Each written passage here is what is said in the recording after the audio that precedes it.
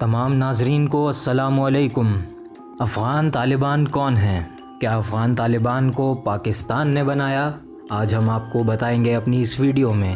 Video شروع کرنے سے پہلے آپ سے گزارش ہے کہ ہمارے چینل داستان میڈیا کو سبسکرائب کریں اور بیل کے آئیکن پر کلک کریں تاکہ آپ بر وقت مفید اور معلوماتی ویڈیو سے آگاہ ہو سکیں۔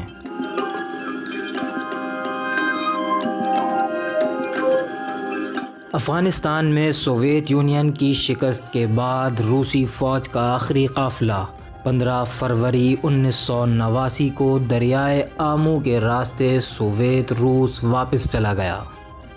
امریکہ اور روس 10 سال تک عالمی اسٹیٹس کی خاطر افغانستان میں پراکسی وار لڑتے رہے، لیکن اس لڑائی کے خاتمے پر دونوں افغانستان کو تباہ شدہ حالت اور لاتعداد اسلحے کے ذخیروں کے ساتھ اس کے حال پر چھوڑ گئے۔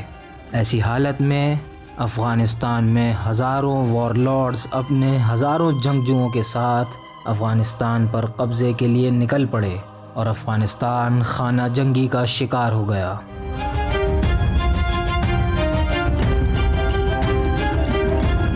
بلوچستان سے ملحق افغان صوبے قندھار میں ایک واقعہ پیش آیا۔ ہوا کچھ یوں کہ ایک مقامی کمانڈر نے مدرسے کے ایک طالب علم سے زیادتی کرنے کے بعد اسے قتل کر دیا، اور ایسا ہی کچھ واقعہ قندھار میں بچیوں کے ساتھ بھی پیش آیا۔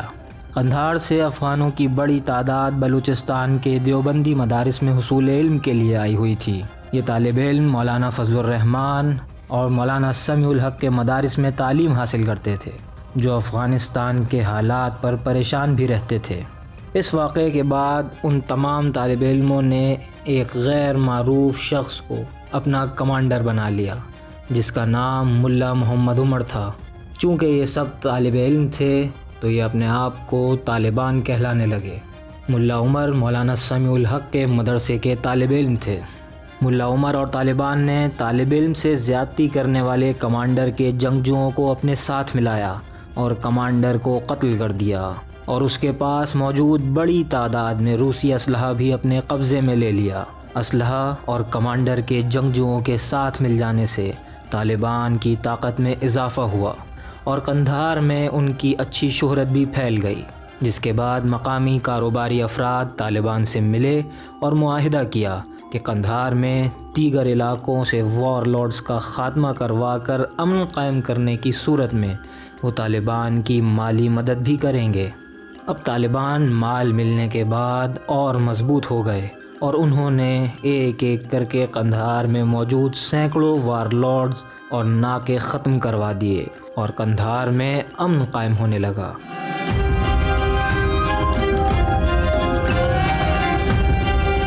اس وقت تک ملا عمر کے ISI سے رابطے نہیں ہوئے تھے، لیکن ایک موقع ایسا آیا کہ پاکستان اور افغان طالبان کو ایک دوسرے کی ضرورت پڑ گئی۔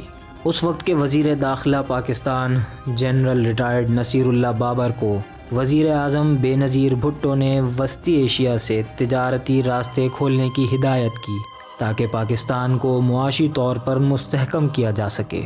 پاکستان ترکمانستان سے تیل، گیس اور کاٹن کے لیے ایک راستہ بنانا چاہتا تھا، لیکن اس راستے میں ایک بڑی رکاوٹ تھی، وہ یہ کہ افغانستان کے مختلف وار لارڈز کے ناکے موجود تھے جو بھتہ لینے کے ساتھ ساتھ ڈکیتی اور رہزنی کا کام بھی کرتے تھے۔ حکومت پاکستان نے ٹیسٹ کیس کے طور پر ترکمانستان سے 30 ٹرکوں پر مشتمل کاٹن کی پہلی تجارتی کھیپ منگوائی، لیکن وہی ہوا جس کا ڈر تھا۔ اسے راستے میں نامعلوم وار لارڈز نے روک لیا اور کاٹن کی کھیپ افغانستان میں کہیں رک گئی اور کاٹن پاکستان نہ پہنچ سکی۔ اس مسئلے کا حل اس وقت کے پیپلز پارٹی کے اتحادی چیئرمین خارجہ کمیٹی اور سربراہ جمعیت علماء اسلام مولانا فضل الرحمان کے پاس تھا، کیونکہ طالبان کا ان کے مدارس میں آنا جانا تھا اور وہ جانتے تھے کہ طالبان یہ مسئلہ حل کروا سکتے ہیں۔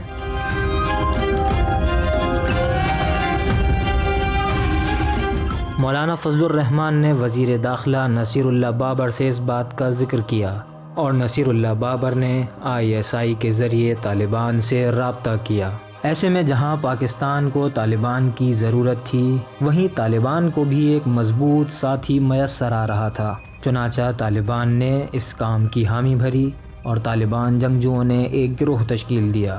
ان جنگجوؤں نے اس وار لارڈ کا پتہ لگا کر ان سے لڑائی کی اور لڑائی میں اس وار لارڈ اور ان کے تمام جنگجوؤں کو قتل کر دیا، اور کارٹن سے بھرے 30 ٹرکوں کا قافلہ طالبان کی حفاظت میں پاکستان پہنچ گیا۔ یہ پاکستان اور طالبان کا پہلا رابطہ تھا، جس کے بعد طالبان کو پاکستان سمیت سعودی عرب کی حمایت بھی میسر آئی۔ لیکن ہوا یوں کہ سعودی عرب نے القاعدہ کو طالبان میں شامل ہونے سے نہیں روکا، اور یوں 9/11 کا واقعہ رونما ہوا۔ ناظرین، طالبان کو سعودی گروپ القاعدہ کا پیسہ ملا اور پاکستان سے حمایت و امداد ملی تو وہ مزید مضبوط ہو گئے، اور 1994 میں طالبان نے قندھار صوبے پر بآسانی قبضہ کر لیا۔ ستمبر 1995 میں ترکمانستان سے متصل افغان صوبے پر بھی طالبان نے قبضہ کر لیا، اور یوں پاکستان کی سینٹرل ایشیا سے زمینی تجارت کا راستہ صاف اور محفوظ ہو گیا۔ 1996 میں طالبان نے کابل پر حملہ کر دیا، اور لڑائی کے بعد طالبان کابل میں فاتحانہ طور پر داخل ہوئے اور کابل پر قبضہ کر لیا۔ یہاں یہ بات واضح رہے کہ طالبان پشتون ہیں اور افغانستان کی اکثریت آبادی بھی پشتون ہے، اور وہ کسی پشتون کو ہی اپنے اوپر حکومت کا حق دیتے ہیں۔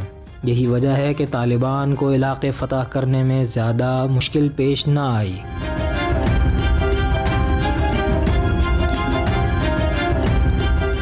طالبان نے کابل پر قبضہ کرنے کے بعد افغانستان پر کتنے عرصے حکومت کی، اور ان کی حکومت کس طرح ختم ہوئی، اور امریکہ نے افغانستان میں کیا کیا کارنامے انجام دیے، یہ ہم آپ کو اس سیریز کی دوسری ویڈیو میں بتائیں گے۔ اگلی ویڈیو تک کے لیے السلام علیکم۔